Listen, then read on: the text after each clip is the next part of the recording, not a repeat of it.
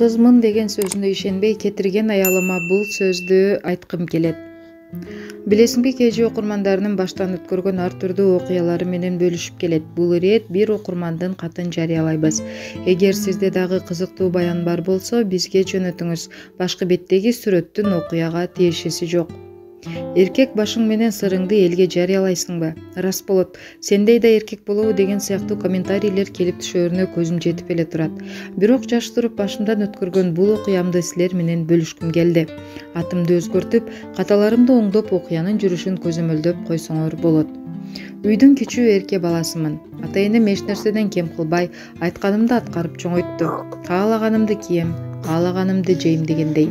11-класста окуп жатканда классыбызга Аида которулуп келди. Чачы узун, ак чумал, назик созолонгон кызык. Колун катуураак тийип кетсе уйпаланып кетчүдөй сезилет. Сабакка кечикпей келет, тапшырманын баарын аткарат. Бат эле эжелердин сүймөнчүгүнө айланды.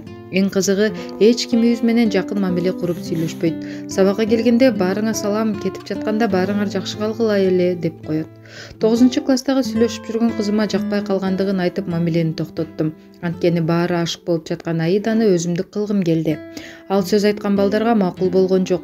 Өзүмдү кыйын сезип, авторитетиме ишенип, кыз жигит болуп алуу сунушун киргиздим. Мен бул жака жигит издеп келген эмесмин. Мага жигиттин кереги жок. Болгондо да сендей деп жооп алдым. Аябай ызырындым. Балдардын арасында шагым сынып, уят болдум. Ошондон кийин Аидадан өч алгым келип туруп алды. Алдыман чыкса жөөлөп, жол бошотпойм, ар кандай каймана аттарды коюп шылдыңдайм. Аныма дагы кайыл болдубу билбейм, чыдап эле жүрө берди. Менде болсо ага болгон сүйүү сезим ойгонду. Бир күнү класска кирсем, Аида ыйлап отуруптур. Сен да ыйлайсыңбы? Сага не болду? Эми айтсаң, бирөө бир нерсе дедиби? Балдарда ушак айтып жалай жабабы эмне? Ким эмне деди? Айтчы бол, чыдамым кетип баратат. Көрсө Аидага жетпей калган В класстагы бир бала мен Аида менен болгом деген ушак таратып жибериптир. Ал бала менен эркекче сүйлөшүп кечирим сураттым. Ошондон кийин жакшы тил табышып, жакындан сүйлөшүп калдык. Окуу жылы аяктаганда Аиданы ала качып алдым. Алтыным аябай ыйлады. Мага таарынды, сүйлөбөй койду.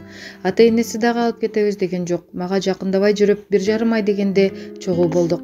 Андан канчыккан жок. Мектептеги ушак эсиме түштү. Азыркы акылым ошондо болгондо Аиданы кор кылбай бапестеп багып алмакмын. Сен таза эмессиң, сен мени алдадың, сен башкалар менен жүргөнсүң, шаарда жөн жүргөн жоксуң да деген сөздөрдү күндү айта бердим. Ал мен тазамын дегенден башка сөз айтпайт.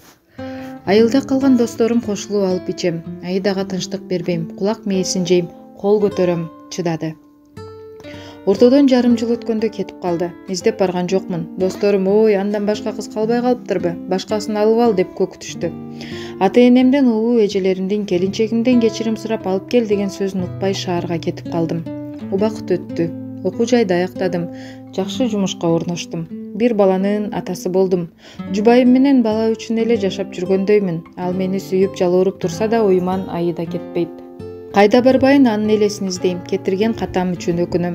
Ошондо жыныстык катнашка туура барса канчыкпай тургандыгын билгенде, жашоодо эң башкы максат ал эмес экенин сезгенде, Аиданын сөзүнө ишенгенде, бул кусалык өкүнүү өзүн өзү жеп жашоо болбойт эле. Аиданы таап, кечирим сурагым келет.